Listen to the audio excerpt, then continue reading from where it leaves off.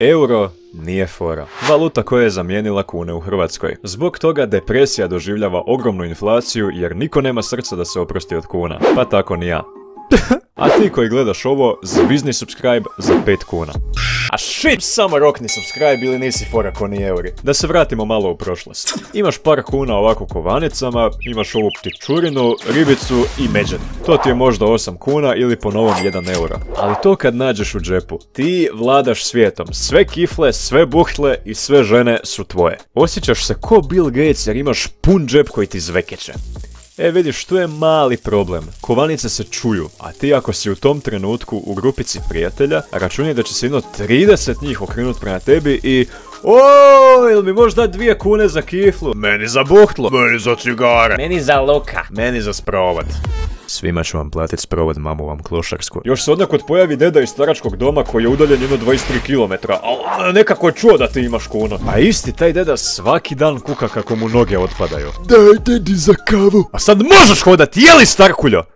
Šta hoću reći? Osjetio bi ogromnu moć kada bi našao par kovanica u džepu. Sada imaš jednu kojom možeš kupit kuću, ženu, laksative i kapibaru. Mislim, to zvuči dobro, ali ne može ništa zamijeniti medu. Medo je bog otac. Sva sreća pa sam sačuvao neke kovanice čisto za uspomenu. Vidi ih. Predivno. Samo se nadam da mi baka neće gledati ovaj video. Jel to zato kaj se sramotiš? Ma ne, navikuje babac na to, nego ona hoće da potrošim sve kovanice dok još mogu i što je najjače, ona misli da sam ja to stvarno napravio. A ne zna da ih čuvam duboko u svom novčaniku i da ih ne dam ni rođenoj babi. Al doslovno. Baka, ako gledaš ovo, nemoj mi kopat po novčaniku, molim te, jer ogulit ću ti krumpire. Može? Može. Alright. Ovo sve što sam rekao je problem nostalgije, što i nije neki problem jer nostalgija je prirodna ljudska pojava. Puno veći problem je usrano zaokruživanje cijena. Na primjer, odete u restoran i naručite ručak od 125 kuna, što je u eurima 16,74.